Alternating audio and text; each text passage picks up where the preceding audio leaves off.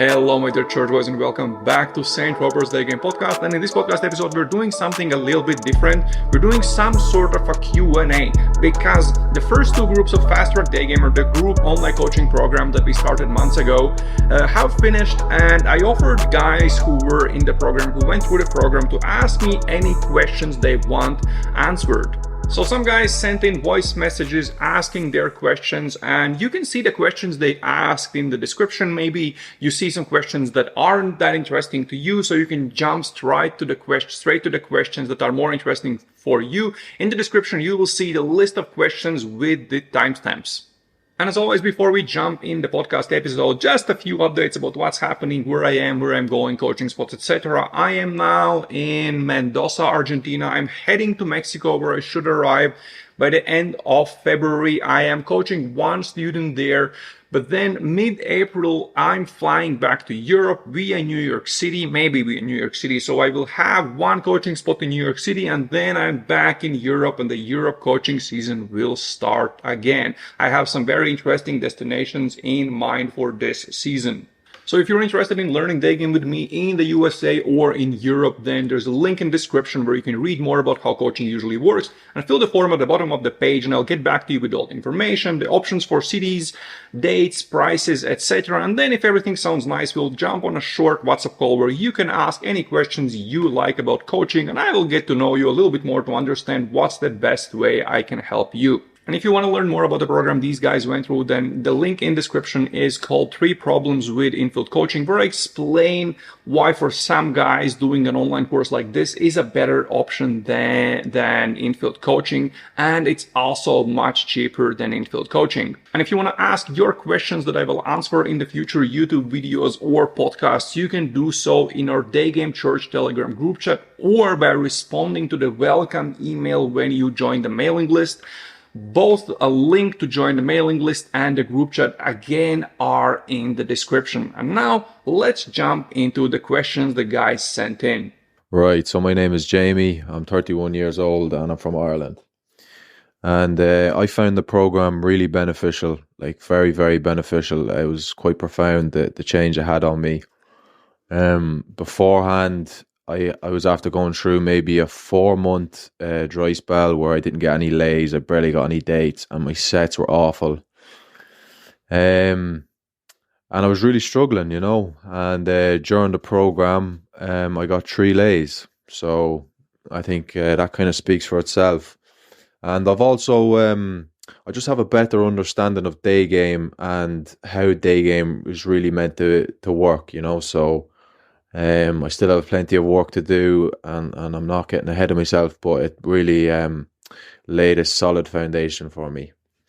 And the questions, I have 2 questions really. So the first question I have is in regards to regulars. So for someone like me, who I'm on 5 Daygame lays, so I'm like between obsessed and a baby Casanova. For someone in that range, or someone who's like starting off as a baby Casanova, do you think it's a good thing to have regulars? And the reason why I'm asking this question is because I'm quite conflicted. Part of me feels like they'll make you weak and less motivated, but then other times when I'm going through dry patches, I think it's good for your overall vibe not to be in like super scarce mode, to have someone there in the background. So I'd be interested to hear your thoughts on that. I think Jamie should be having regulars, and there are 2 reasons for that. First, let's talk about that some guys in the future want to have a girlfriend. Yes, they want to have fun for a year or 2, but then in the future they're looking for a girlfriend. First, let's talk about why have regulars if that's your goal. Daygamers get a lot of reference experience with approaching girls and texting and going on dates and then getting the lay, but they don't get a lot of reference experience on what to do after that. They don't see as many reactions that girls have in different situations. They don't learn to deal with them. So if in the future, 1-2 years down the line, you're looking for a girlfriend, then it's a good idea to have regulars to just get more reference experiences after the lay, learn how things work. And then if maybe after you get to 30 day game days, you decide, okay, I want to try this relationship thing, you'll be much more ready for it. But if you're just talking about day game, honestly, I don't see a reason not to have regulars. Let's say you have 2 to 3 regulars, you see them once a week, that's 2 to 3 evenings, you still have 4 or 5 evenings to do other things. Maybe you'll have 2 day game dates a week, so that's 2 evenings. And then you have a few more evenings to do something else, hang out with your friends or just read a book and do nothing. I've always liked having regulars since I started day gaming. It's fun. You get to know them. You get to they understand you better sexually. You understand them better sexually. So definitely I think a lot of the time sex is better with a regular, and you get to actually have a real conversation with the person, not to just focus on getting delay. So I've always enjoyed having regulars.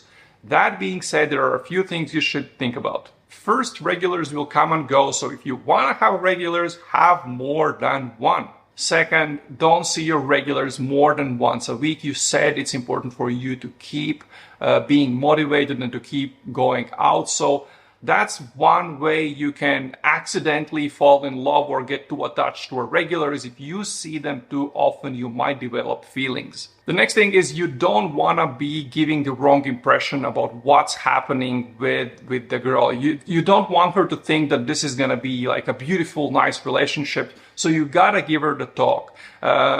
After the first time you sleep with her, it's a bit too soon, and I think after the third one, things get complicated. So the best time to give girl the talk is after the second time you sleep with her. So you can just tell her, hey, there's something we should talk about. Let's sit down with her and just say, listen, you're a really nice girl. I really like seeing you, but I'm in a phase in my life where I'm not really looking for anything serious, for anything monogamous. But if I was, then you are really cool and you would be exactly the type of girl that I would want to do this with. But I'm not, and I just wanted to be honest with you about this. I just wanted for you to understand this, so we're not getting the wrong impression. But you're really, really cool, and I would really enjoy kind of hanging out with you a little bit more. And that's it. And a lot of girls will be happy to keep seeing you. And now it's easier for them once you've said this, because before they didn't know what's happening. What is this guy? Are we just gonna have something casual? Is he gonna become my boyfriend? After you give them this talk, they finally know what's up, what to expect from you, and it makes it easier, not just for you, but also for the girl. And the last thing is, make sure you are going out enough and doing the volume, because again, your question was, will that affect my motivation, or will that make me weak, or whatever? So make sure you are going out enough, you're taking enough action, you're going out on day game dates. And if you're not, then have less regulars. I think regulars are great, especially if you have different types of regulars. One kind of for wine and chilling and then sex, other for some crazier adventures, one maybe for going out, and I really think it's a great thing to have. And the other question is in regards to SMV. So I think I saw you allude to in the main chat that you thought that you should not really focus on anything SMV related until you get to around 30 lays. So if that's true, could you just kind of elaborate on that a little bit? Because I just saw you kind of hint at it a little bit in the chat. And if that's not true, and you do think that you can do practice get better at day game and improve your SMV, what like 1 or 2 things in your opinion are the most beneficial in regards to increasing your SMV with women?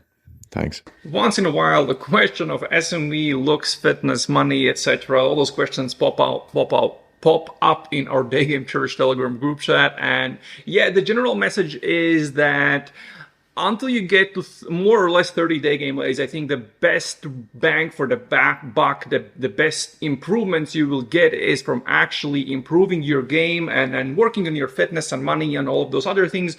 Those are all important things, but if your goal is to get better with girls, to learn to meet and sleep with them, then the time you spend on improving your day game skills is gonna give you the best results, because you can look around and you can see guys who are ripped with money and whatever else, and still they're not doing as good with girls as they would want to. How do I know that? Because I coach a lot of guys like that. I coach a lot of guys who are good looking, who are doing good in business, who are pretty fit, and still they want to learn game because they realize that going for all of those things doesn't get them the results they wanted. And then we come to the question of, okay, like you get to 30 day game lays, and so why should you focus on improving your SMB after that? Because I think there's a certain level of game that you get to where, you know, it's like 80-20, where you've gotten to like to a level where you can easily get laid. And I think, yes, there are always a lot of things you can learn. There are so many things I could improve. There are so many things I can learn, but I can go to any place I want to and I can find regulars there. So is it worth spending more time on improving your day game once you are around 30 day game lays? I think that if, again, we're looking for the best return for our time, then at that moment, your game is so good that you're easily getting laid, and then you're hitting the wall of diminishing returns. So in that point, around 30 day game lays, I really think it's a good idea to start focusing on other things in your life. Maybe that is getting in shape, maybe that is making more money and doing all of those things. But Jamie's question was, well, what about beginning day gamers who are starting out way less than 30 day game lays? Is there something they should be fixing in their day game, in their SMB to get better results? Yes, there definitely 100% is. And again, let's look at 80-20. What are the 20% of kind of all the things you could improve? What's the most important thing to improve to increase your chances of getting better day game results? And that's, I think, definitely is going to be your style and your grooming. We're not talking about extreme cases of guys that are really, really, really obese. It's, you know, day game is amazing, but it's not magical. If you're extremely obese, you will have to fix that if you want to get decent results in day game. But for everyone else, your style and grooming is really gonna give you better chances in day game. I highly suggest you fix that. I've spoken about this several times before on podcasts and on several YouTube videos. Depending on your budget and how much time and energy you want to invest it, you can go on a deep dive on YouTube. There is definitely a lot of good information about how to improve your style. Also, I've done a video with the stylist on my team, Anna. It's called How to Stop Looking Like a Nice Guy. You can look it up on my YouTube channel. She gives a bunch of good tips.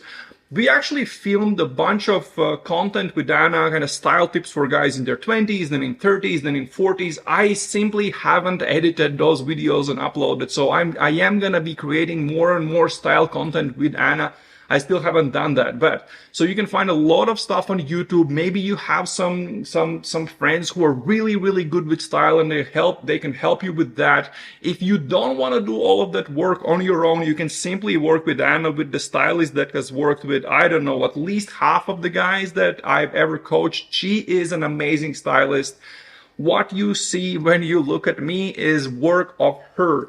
I'm a dude who started losing hair, so she was the one who talked me into shaving my head, and she's the one who completely changed my style from, I don't know how I even would call how I used to dress before. I haven't posted before and after pictures, but that would be hilarious if I did.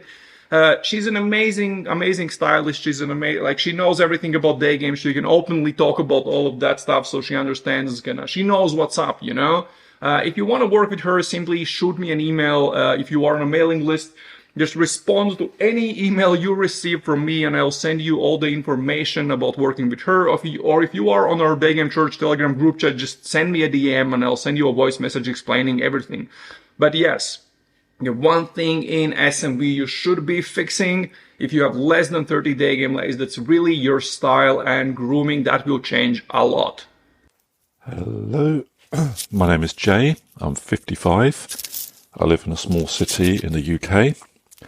I've recently separated from my wife for 13 years and I've moved out into my own flat. I was having an affair with someone, a very sexual affair, and that is still ongoing now. Anyway, when I moved out, I became aware of the course and I signed up for it because I had been interested in Daygame for a couple of years, but was, to be honest, just theorising, listening, watching videos, listening to podcasts and not really doing anything about it. So I saw this as a great opportunity to take it to the next level.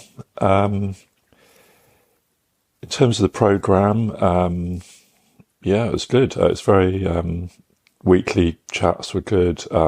Weekly tasks were good. I did find it challenging and a big time commitment to fit around work. And so I did struggle, to be honest, to get in 25 approaches a week. I mean, maybe in the early weeks when I had a bit more time I did, but I did go out on dates with girls in their 30s, 40s, and even an 18-year-old. I found it really helped I did get to the stage towards the end when I was starting to enjoy interactions and be able to control and read the situation in the situation rather than just be worrying about my anxiety or whatever. I think because I was having regular sex, I didn't necessarily push it as much as I would have done maybe if I'd had been single. But that said, I found the whole thing really, really useful, great for my self-esteem as a oldie. So it really helped. And I still want to try and pursue it in some form. My question is this: my partner and I, my sexual partner, she's definitely up for threesomes with other girls. So my question is, how can we, as a couple or individually, use Daygame to meet potential partners for threesomes? So that's my question. Thank you. This question gets asked once in a while, and I haven't created a lot of content about this, but I've set up several different threesomes from Daygame and from online and kind of different sources. So let's dive into this. First, I'd say if you are just starting out, then look if you can do this using online dating apps, using your girl's profile, and for her to swipe girl's profile, just mention something in a photo, have photos of both of you. That is if you are fine with having your photos on an online dating app talking about setting up threesomes. Some guys don't want to do that, but that definitely is one of the options. Second, look for FetLife and other sex-positive communities in your country. Maybe there are easier options for setting up threesomes through that. If you are, for example, looking in FetLife, find the local munch meetings. Munches are kind of places where Kingsters just show up for a coffee or some snacks and just hang out with each other. And if you want to get into that kind of BDSM and fetish community, that's kind of how you start joining the circle, is you show up to a munch. But look for those munches, and I would say message the organizer, tell what you're looking for and ask, hey, is this like an okay question to show up for a munch with, to kind of try to look for someone who we could do that with there. And now let's talk about how to do that through Daygame. I gotta warn you that it's gonna be pretty tough. You'll need to kind of see a lot of girls to kind of try to set it up, and then once you set it up, it's not always as smooth, but it's definitely doable through Daygame. And as you guys know, usually through Daygame you can meet much higher quality girls. When you're starting to see a new girl, a new regular, when you sleep with her a few times, maybe after the second time, you start talk more openly after sex, and you can ask what other experiences she has had. Has she ever been with a girl? Has she ever had a threesome? To kind of just try to understand how open is she about things like that. The next time you see her, if you think she would click well with your regular, you can just say, hey, I'm seeing this girl that I really think you would really click with. You guys should meet. But explain them that meeting doesn't mean sex, meeting doesn't mean a threesome, because again, plausible deniability. She might be worried that maybe she doesn't like the girl, and then now there is this expectation of threesome. It's such a big thing. It's very big. So you have to make that meeting much, much smaller and simpler. So just say, hey, listen, let's meet for a glass of wine and then kind of see how everyone clicks, see how everyone is feeling. And then, we can go from there and see what happens or doesn't happen. Maybe it happens at that time. Maybe it happens the next time you meet, which is often the case. Maybe it doesn't happen. You'll have to experiment with this. You will have to try this with several girls to get them together and see how everything develops, how they click. But remember, when girls meet, they also have to go through the typical phases of that you go through with a girl when you meet a girl, kind of attraction, then building comfort, and then seduction, the phases that Mystery talked about. So also when they meet, they don't know each other, so it's your job to kind of help them kind of click and then build a little bit of more of attraction, then build a bit more comfort between them, and then you can move into seduction. You're going to be trying to lead the conversation that they're having between themselves. Or of course, maybe you meet girls that are really into each other and that are fine with having a threesome and there is no extra job needed and they've had experiences with threesomes before. That's obviously the easiest thing to do and you're really lucky if that happens. I think threesomes are some of the most fun sexual experiences you can have. It will probably take quite a bit of work to get there, but I think it's really, really worth it. Hello, everyone. I am in my 30s. I am a Chinese and living in Poland. I did okay in the program, and I think I like the program. And for the question, my first question is, what are some interesting answers you heard from either the girls you have been with or from other guys when they ask what was the moment when she wanted to have sex with a man? What are some interesting answers you heard? Like, for example, some guy said that the girl said that she wanted to have sex with the man when the man was touching her legs in like the second venue, or some other things like maybe talk about like a sexual story or something. So I would like to know what are some interesting answers you heard about this. The reason I want to answer this question is to show how different can these answers be from girls. For example, I've obviously heard all the typical ones where a girl would say, oh, when I agreed to stay over, when I said I want you to stay over, it doesn't mean we have to have sex or anything like that, but I really want to just kind of you to stay over and then have breakfast in the morning or something like that.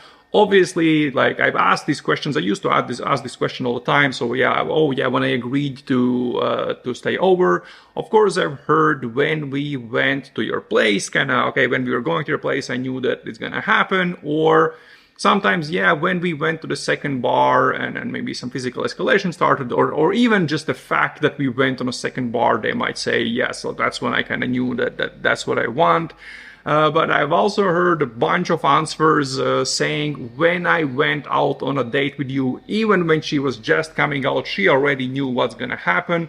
And quite a few times I've heard the answer when you approached me on a street, I instantly knew that I want to have sex with you. Also, I would like to know what was the approach to date ratio in the beginning of your day game journey, like years ago, versus now,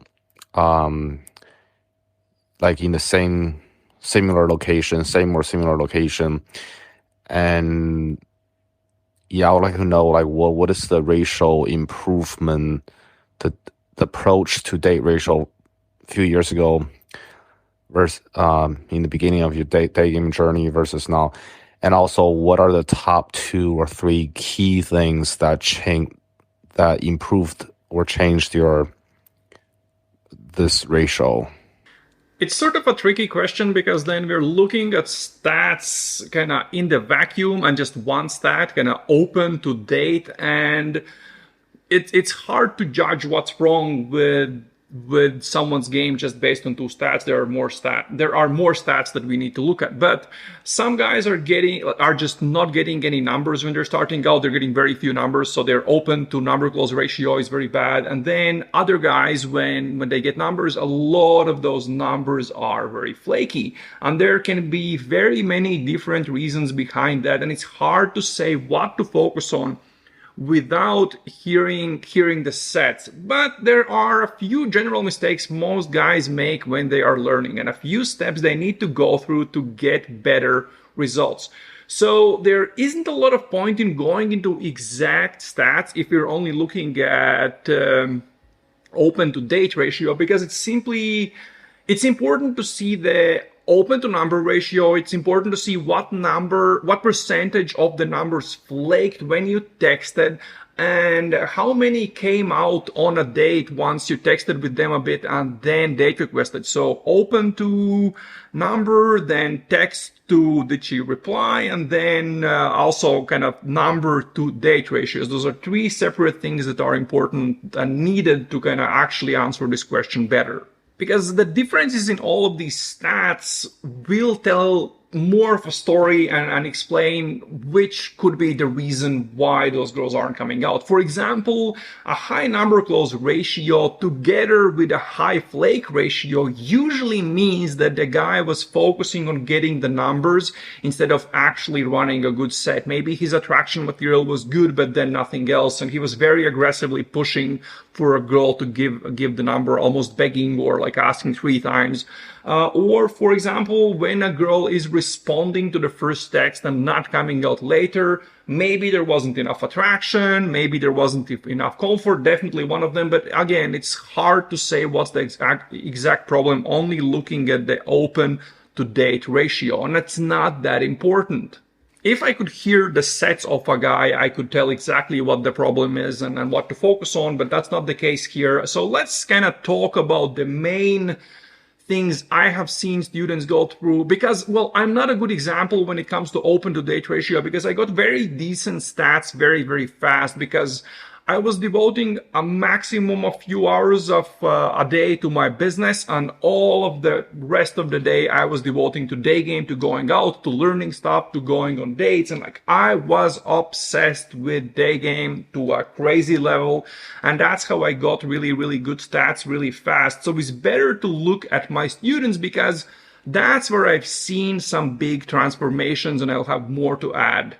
So let's look at the kind of 3 most common things that guys have to go through to improve their results. In the beginning, you have to do constant volume. You have to go out consistently. Why? Because when you are going out consistently, the approach anxiety goes away. The stress you feel in the set goes away, because in the beginning, you're super stressed and you don't sound natural, and all the rigidness goes away.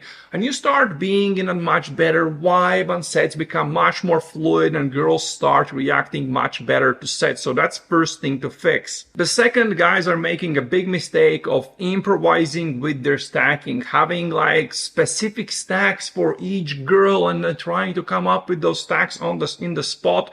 And that does not work. Like, as soon as guys that I coach learn to use a good structured copy paste pre-opener and opener, and maybe they have 1 or 2, maximum 3 stacks in the beginning. Once they have that, since they don't have to think about what they are thinking, they know by heart what they have to say because they've said it like 50 times already.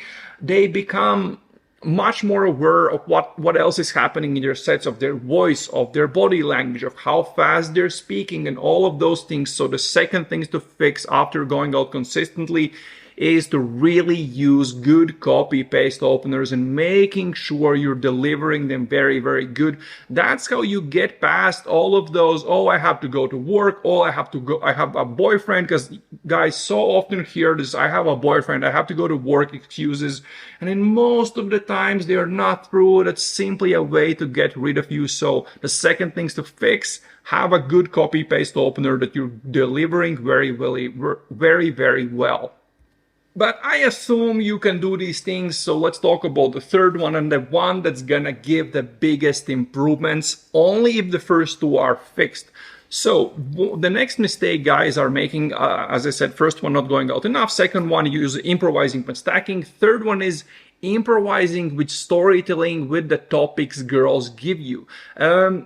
You're not gonna be able to come up with a great story about the girl from UK or from Dubai or from Colombia. On a spot, it's very, very hard to do, and it's just not gonna work. The storytelling is gonna be so shitty, she's not gonna care about it. So the biggest thing to do at this phase is Instead of trying to come up with stories to tell during the sets, you have to work on those things after sets. I've talked about this so much, but the guys are still not doing it, and then they're wondering, why doesn't my storytelling work?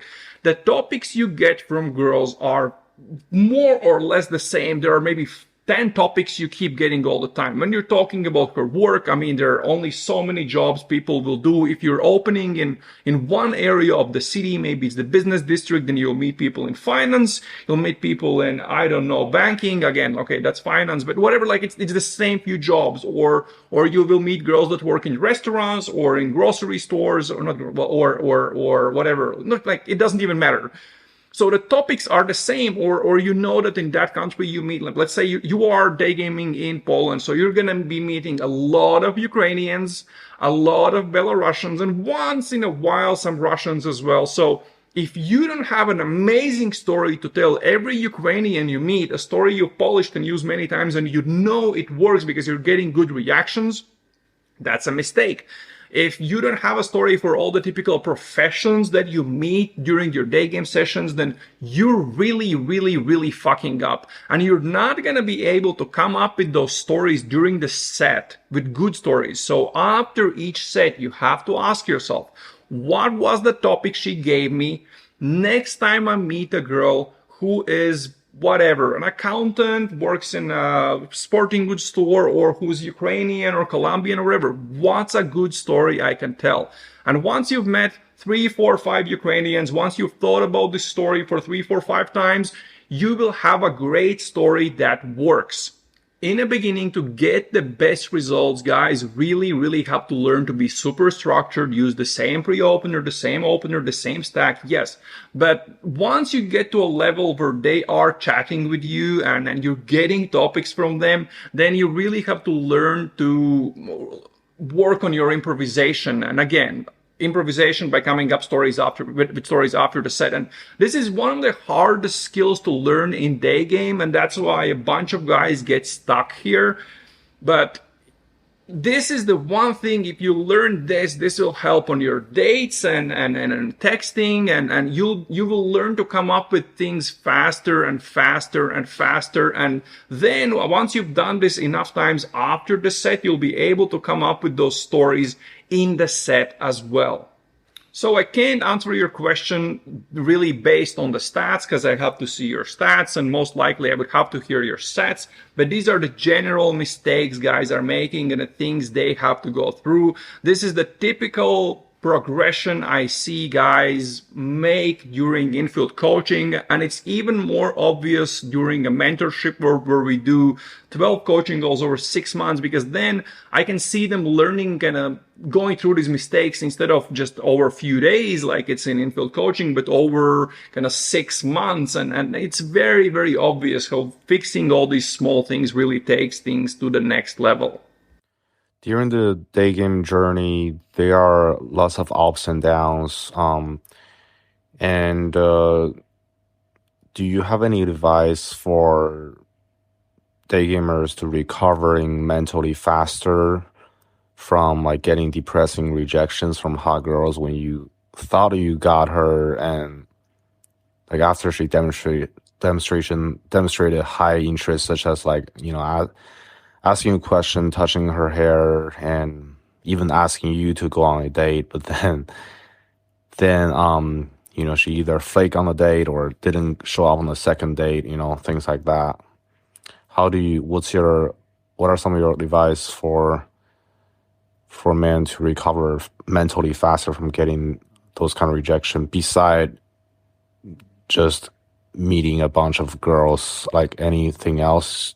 Any other advice you have? First, before I answer this, you said something about touching girls during the set. You even touched them, touched their hair, blah, blah, blah. Don't do that. Don't touch girls during the set. It's a bit too intense sexually. You don't need that. Yes, it works sometimes and there are some cool moves in the sets, but I've come to a realization that there isn't a good reason to actually touch girls in a set. I think it makes a set too intense and it's more likely they will flake. But okay, the first thing you can do is it's just understand the stats of day game in general, understand the realities of day game, and then understand where you are in your day game journey and what you have to do about it as well. So first, understand the stats. Very good day gamers will get three numbers out of 10 approaches, so more or less kind of 3 to 4. Yeah, so 1 to 3, 3 to 1 open to number close ratio. Good day gamers will get, again, depends on the city, but on average I would say out of 5 numbers they'll get 1 date, and then out of 2 first dates they will get 1 lay. That's if they are very good day gamers and their stats are 30 opens to 1 lay, or 1 to 30 lay to open ratio. If you are a beginner, then you on average will be getting, if you're a decent beginner who understands the London day game model, then you'll be getting 1 lay out of 100 approaches, and that is absolutely normal. You kind of have to leave your ego at the door. You have to understand where you are and accept that that is the reality. Just leave those expectations at the door, accept where you are. So if you did that, if you kind of come to terms to where you are in your day game journey, then the next is, don't get obsessed about, or don't get excited about any numbers, about any girls that you did, any Instagrams you got. Don't look at the WhatsApp picture 10 times a day to see how hot she is. That's a mistake. Many day gamers do. They look at the picture, oh my God, she's so hot. And then they build up this idea, oh, I'm going to go on a date with her. That's going to be the hottest girl I've slept with. That's so amazing. Or they kind of scroll to her Instagram. Don't brag to your day game buddies that you number close this really hot girl. No one cares, or maybe they care, maybe you get like a little ego boost, but it's just another lead. Don't get excited about your leads. The reality is that most of them will lead to nowhere. You have to understand this, just as the previous point. Really day gamers who are getting 1 lay out of 30 opens, that means 97% failure rate. If you are a decent beginner who understands the model and you get 1 lay out of 100 approaches, that means you're gonna be failing 99% of the time. That's just the reality of day game. So when you get excited about a lead and when you look at the WhatsApp picture and scroll through the Instagram, it builds this image in your head, and then when it doesn't happen, it is painful. Like the lows of day game are very fucking low, but then again the highs are incredibly high. And focus on things that are improving. Look at your stats over the last 500 sets you've done, because that's, you can kind of judge your stats over 500 sets. I think looking at like 50 sets and then saying these are my stats, I don't think there's any point in that.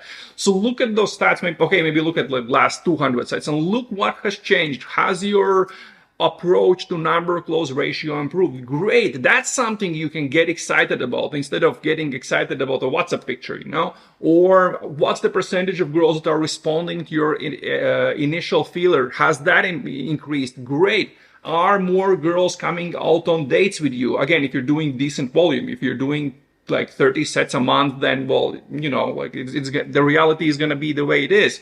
But look at your sets over maybe 200 sets, maybe even more, and see what has changed. And then you are focusing on real wins you're having. Instead of having crazy AA, now you are winning.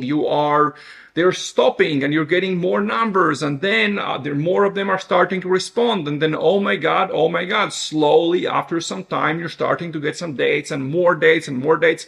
And then you get to celebrate the next thing. Some of them are coming out on the next date with you, on a second date. Some of them even come home with you. And then over time, more and more of the girls that are coming home with you start to sleep with you. So look at these small improvements that you're getting instead of just focusing on specific leads, getting excited about how hot she is, etc. Because that's a recipe for failure, just because you have to understand the reality of day game and the stats of day game. Next, you told me not to talk about talking to more girls, but let's shortly touch volume. If you are doing 10 sets a week and you are getting 3 numbers out of 10 sets, then that means you will be getting three numbers a week. And if you are converting 5 numbers to 1 date, if you're kind of running decent sets, that means on average you'll go out for 2 weeks to get 1 date. Whereas if that's if your sets are decent, but if you're doing more volume,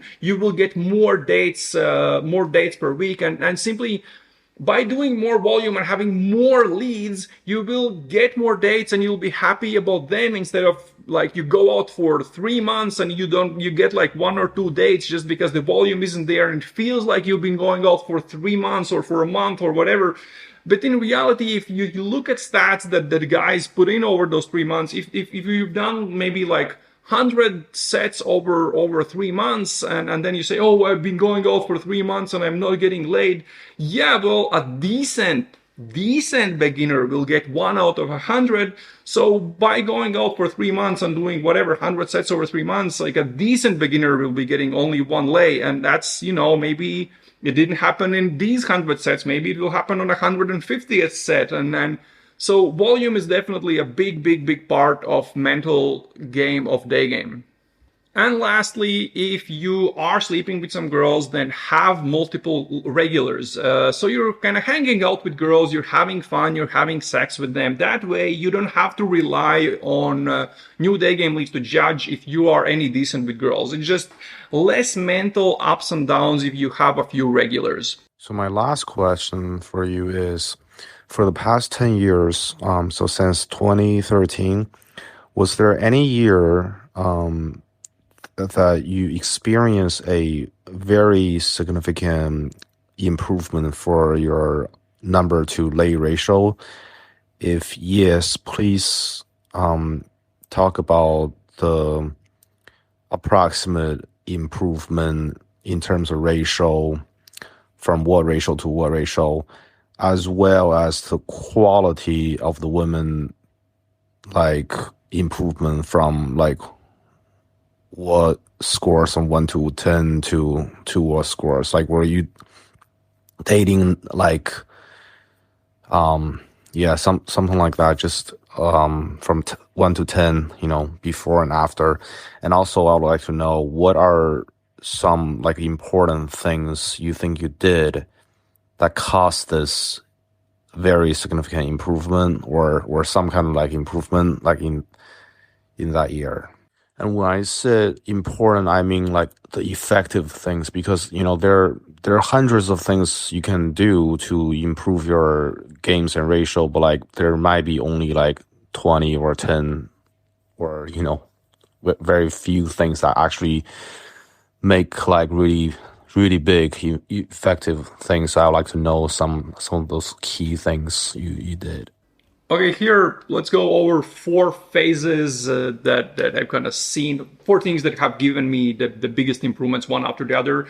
First of all, when you're talking about the year, it was, I think the biggest improvement was my second year of day game. I was doing sick volume, not in terms of sets, but in terms of how often I was going out. I was out a lot. I was completely obsessed with day game, and the more consistently you day game, once you get good at it, the more small things you start to see in sets. Like, I would be in a set and I would see everything that's around me. I would notice small things about the girl in the set. Maybe something she's wearing, maybe something she said, maybe some accessory or like small details, and I would see everything. And on top of knowing exactly what to say in that moment, I was thinking, okay, like I'm in like 2 minutes deep in a set. This is where I'm at. This is where I want to be in this set 3 minutes from now, 5 minutes from now. What small thing I have to say now to set something up for later, something that I can use later. So once I got pretty decent at day game, because I was going out so consistently and doing so much day game, I really started. It was like day gaming in like crazy god mode. It felt unfucking believable. When you day game like that, like you can make crazy magic happen super fast. And in the beginning, when I got there, like when I took time off, it took me quite a bit of time to get to doing decent sets. I've had like the first time I took a month or 2 off, it took me quite a bit of time to really get to doing really good sets. And now there are times when I day game a lot, and there are times when I take some time off day game. And now, depending on how much time I've had off, like if I've had off like a month, I can, in 2 days of regular kind of, if I can go out for like 2 days, do 10 sets a day, and I'll be running pretty decent sets on like day 3. If I have taken more time off, I might need like a week to run really, really good sets, the sets that I would run and be really proud about how they went. But let's talk about kind of the 4 biggest phases that I had to go through, or kind of 4 biggest things I had to learn.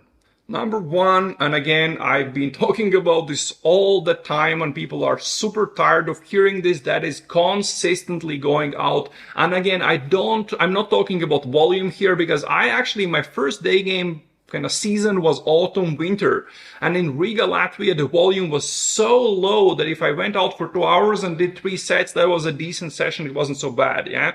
But so I'm not talking about volume per se, but I'm talking about consistently going out. I learned that I cannot skip more than 2 days off. That was the first really, really, really big lesson I had to learn, because I saw that as soon as I skipped more than that, the AA was back super fast, and just my sets weren't as good as they were before that.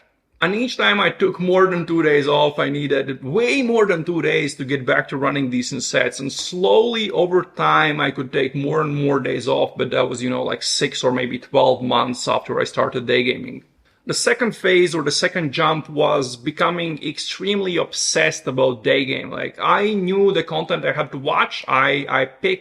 I was watching Tom Torero. I wasn't wasting time watching anyone else. Pretty soon I realized I started watching some, I never watched a lot of infields, but I kind of realized that most of the shit that's on YouTube is complete crap.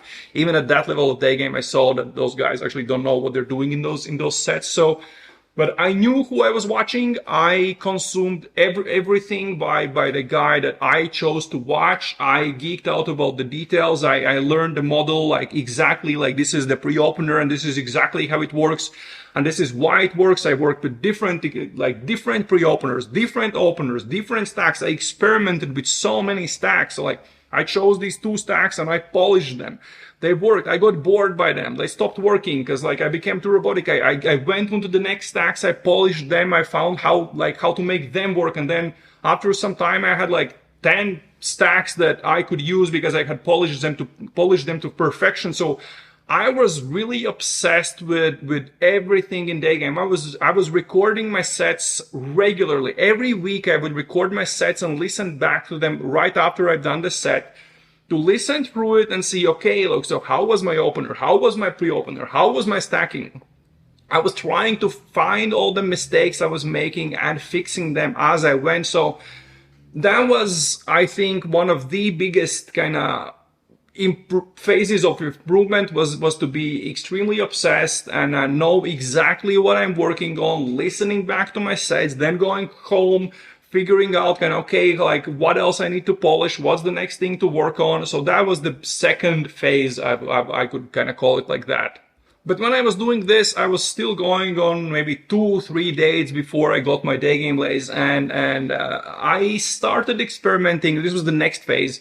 I started experimenting with faster and crazier pools. I started experimenting with what can I get away with. The program you did, week 9, was becoming the Black Knight, becoming a complete dick to girls, and it's part of the program. And I was doing that. I was experimenting with that. I would go on a date. I would do one venue where I would get a bottle of wine. We would finish half a bottle of wine, and then we just would finish the other half of the wine at my place. And I would try to pull fast. I would try to do crazy things. I've had cases where I pulled the girl home, and then before I kissed her, I just kind of grabbed her by the hair, lightly pulled her down on her knees, and just whipped my dick out in front of her face. So I really started experimenting with kind of crazy things, fast pulls, same day lays, and that again was the next thing that took my game to the next level. But again, if someone who isn't doing a lot of volume and someone who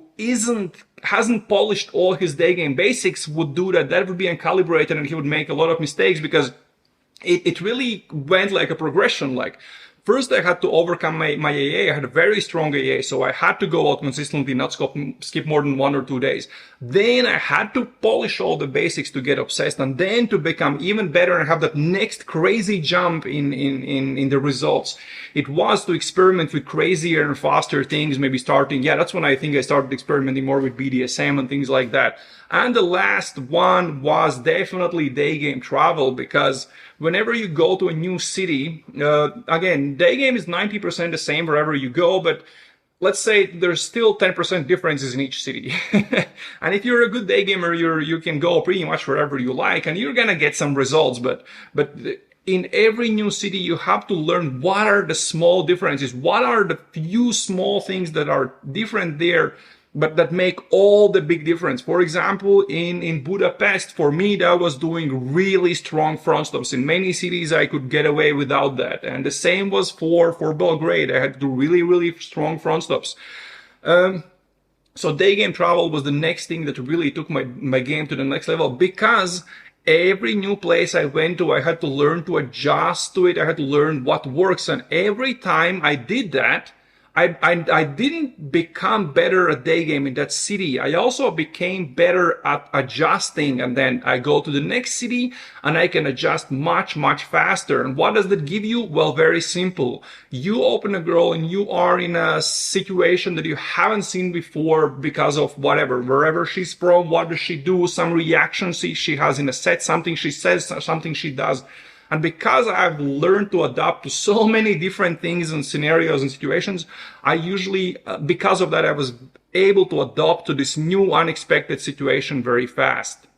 And to kind of wrap up this answer, I would say, look at this from the principle of 80-20. What 20% of things you could focus on will give you 80% of the improvements? So what few things will give you the best improvements? If you have AA and are stressed in sets, then you're probably not consistent enough. If you are still struggling with your storytelling and improvisation and all of those things, then you have to record your sets. And after the set, not when you go home, right after the set, listen back to it and kind of figure out, okay, next time I'm in this situation, what's the story I can tell? Paul, gonna train those improvisation muscles. Once you've done that, okay, maybe doing that more will not give you the best results. And then you have to kind of learn to escalate faster and faster. So always think, okay, where are my biggest leaks in the game right now? And what do I have to focus on now? And guys, whoever is listening, if you don't know what those leaks are, if you don't understand, get a fucking coaching call. Since I live with my folks, in order for me to get a lay in a traditional country where I actually live, the place, I'm not really going to name it, how would you actually do it? Because that would require you to build a bit more rapport and connection in order for you to pitch her later down the line for a hotel room sort of a thing. Let me know. First of all, you have to think about long-term solution to this thing. I know this isn't your problem. I know the reasons why you decided to do that. You're kind of turning nomadic and you're kind of saving up money to do that, etc., etc. But so I know this isn't your case, but for anyone who is living with their parents on day gaming and can't pull, I would just simply say, instead of focusing on day game, focus on getting a better job, making enough money to live on your own, because you're not going to be able to day game and get kind of really, really day game if you're living with your parents, if you're living in a small town with like 30,000 people or whatever. Like just like day game is day game. It has some kind of base requirements that you need, but I know this isn't your case, and your solution long term is that you are going nomadic, and that's what you're going to be doing. I personally have always been very careful with having my logistics sorted, so I've always had a place to pool, except with some rare exceptions, and we're going to talk about those. But I know what other day gamers have been doing in situations similar to yours. So one thing you can do is, if you have a wing with an apartment in a decent location, you can come up with some sort of an agreement with him where you pool to his apartment. Obviously, no one's staying over. You do your stuff and boom. Agree, like maybe you're paying something for each time you pool or something like that. But that's definitely one of the solutions. Other solution is obviously pulling to the girl's place, and I think this is the easiest thing to do. You could come up with a good reason why you can't go back to your place. Maybe say your flatmates are having a party, or some other good reason. Don't say you're living with your parents. That's not a good thing to say. But just have a good reason why you can't go back to your place. Drop that in like at middle of the date, like not talking about pooling or anything. Just say, oh yeah, my flatmates are having a crazy party today. It's fucking amazing. I'm probably gonna go there later. And seed and pull to her place. Girls know what's up. They're not fluffy unicorns who don't understand anything. You're not naive. But again, your seeding has to be decent, and you can try doing this. I've pulled to a girl's place several times. And the third option, you asked about hotels. I wouldn't do a hotel because, hotel looks differently. I mean, it's clear what's up, and then she might kind of wonder, why are you living in a hotel room if you're actually living in the city where you are living? I would do an Airbnb instead, but the problem is it's going to cost you if she flakes. You still have to pay for that Airbnb. So I would maybe do that with girls that are really, really likely to come out on a date. I've done this in some cases where I needed to do that, and I've had cases where a girl flaked. You might also kind of go on the first dates and then try to book an Airbnb when you're having a second date. Just as some guys told you in a chat today, there are some good reasons why you might do that. Also with the hotel room, kind of your buddies staying at your place and they just gave you their hotel room because you let them crash in your place and they got your hotel room. Or something like that. You have a few buddies crashing at your place and they just got you like a smaller Airbnb because it was more convenient for them and you're a good friend and blah, blah, blah. In that case, you have a good reason why you are going to a hotel room, why you're going to an Airbnb. But again, be careful because, every time she flakes, you have to pay for the place anyways. But the most important thing here is it's a short-term solution. Solve this problem long-term. Become a nomad. Start kind of traveling from Airbnb to Airbnb, or just go somewhere else where you can live on your own. Stop living in that expensive, crazy city where you are at right now. Okay, that's enough questions for this Q&A. If you want to ask your questions and if you want me to answer them, there are two places you can do that. You can do that either on our Daygame Church Telegram group chat, where we have around more than 400 Daygamers from literally all over the world. It's all technical conversations about Daygame. No mental masturbation, no whining, no bitching, no complaining of any sort, just technical Daygame. So you can ask your questions there. Or once you join the mailing list, you can just respond to the welcome email with the question you have. And if it's a good question, I will answer it either on another Q&A or on my YouTube channel. Links to join the mailing list and the group chat are in the description of this podcast episode. And if you want to learn more about the program these guys went through, at least most of these guys went through, then again, link in the description titled 3 Problems with Infield Coaching. And if you are in the US or in the Europe and you are ready to start your Daygame season 2023 and you want to get coaching, then again, link in the description to find out everything about coaching and sign up. That's it for this time. See you guys in the next podcast episode. Bye.